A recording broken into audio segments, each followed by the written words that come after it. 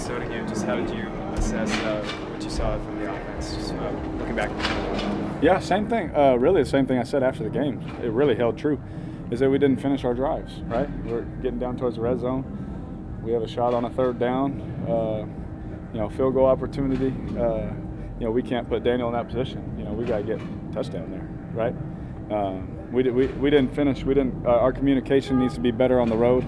When it's noisy, our nonverbal communication was definitely something I took away. And then me just trying not to do too much, right? Making sure I stay within parameters, not trying to do too much. But besides that, we'll be all right. I don't overreact after one or two games, to be honest with you. We played a pretty solid defense in week one, did some good things, but we just got to be more consistent and better communicators, and I think we're going to be all right. When you say you're trying to do too much, how is that manifesting on the field from our vantage point? For you, I don't know. Yeah. I know how it makes sense to me. You know a lot more than we do about this, is what I'm saying, so how would that look? Well, there's certain things that, like certain checks and things that we've talked about that, from day one, where I'm maybe trying to pull from something that was, a few months ago, that's something that we've talked about, but it's something that we haven't talked about in 2 months, right? Yeah. And if we're not all on the same page, it's not going to work, right? And so sometimes I try and do too much. I've said that. That's my biggest fault I've ever had. As a football player, is always just trying to do too much, thinking, oh man, this is perfect, I can do this, and just chill out, bro. Just chill out and do your job, and let the good play eat, and don't have to make a good play better, right? Doing things like that, and so learning, right? So I don't know.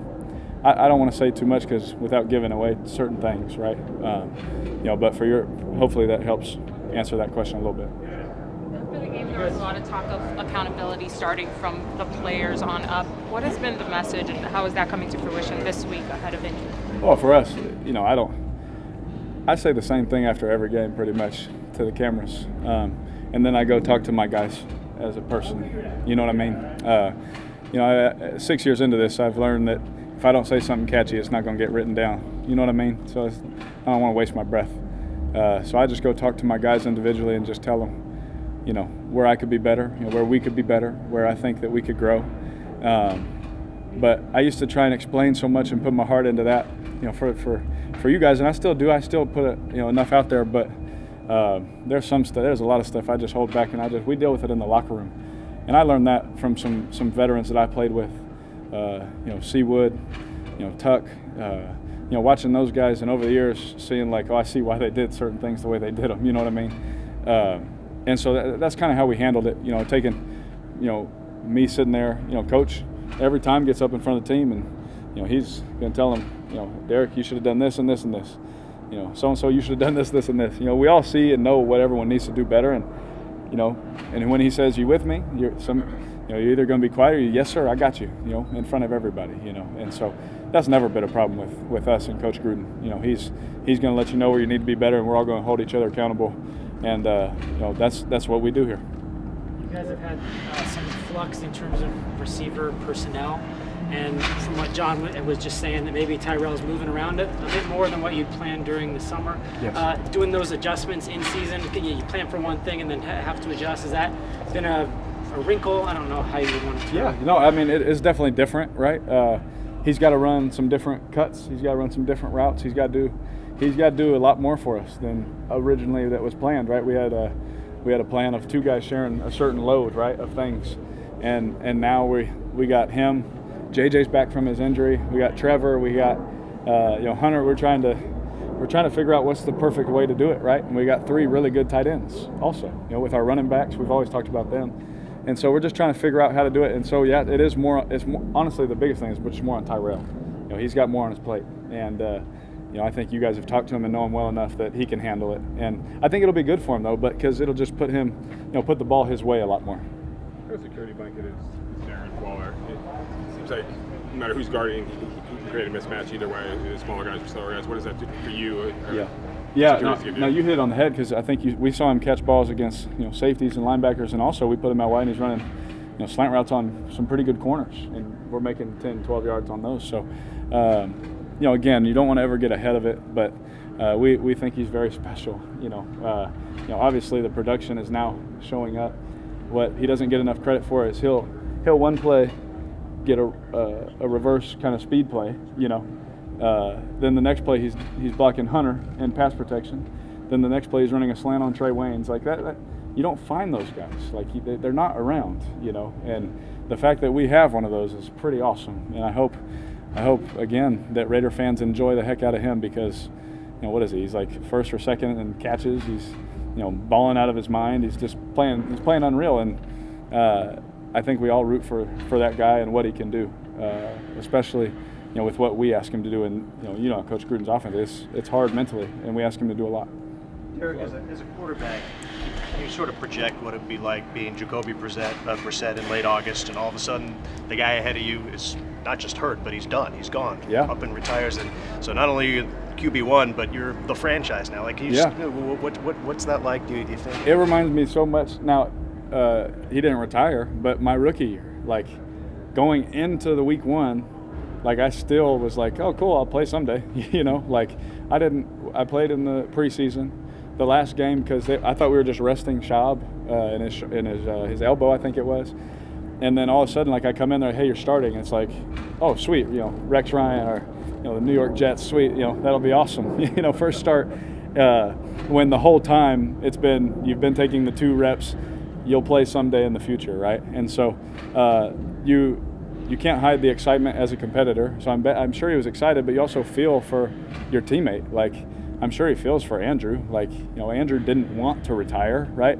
His body, I guess, had enough. And trust me, there's a lot of guys in our locker room, a lot of guys I play with. As soon as he retired, we're like, man, we understand.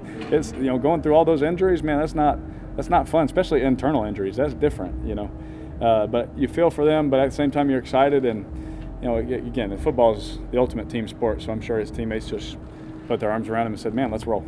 Eric, the way this works after a couple of rough games, a lot of the same stuff gets jumped on, and one of them with the Raiders offense, obviously, they don't go downfield enough. Yeah. If you're playing against Minnesota and you're down and they're playing way deep, are there plays to be had downfield, or are they just not there? Well, we hit a few of them, to be honest with you. They were up 21-0, but we still were able to hit a few of them. A couple play action shots across the middle, hit 2 of those, hit one down the sideline. We had another one called, but they gave us a front that it was no good, so we had to check out of another one. So we had another one called, but we couldn't run it. So it's not like they're not being called. It's not like we're not trying. You know what I mean? The times where you see on film, we tried to take a deep shot, and Harrison's back there. I throw it to Tyrell on a 20-yard crossing route. That's an explosive gain. There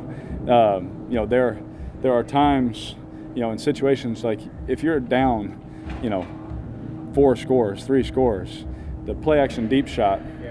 There's no bite on the play action. You know what I mean? There's no run fake. So, early on we had some play actions. We actually had another one that we called where they just covered it, so we had to throw it away.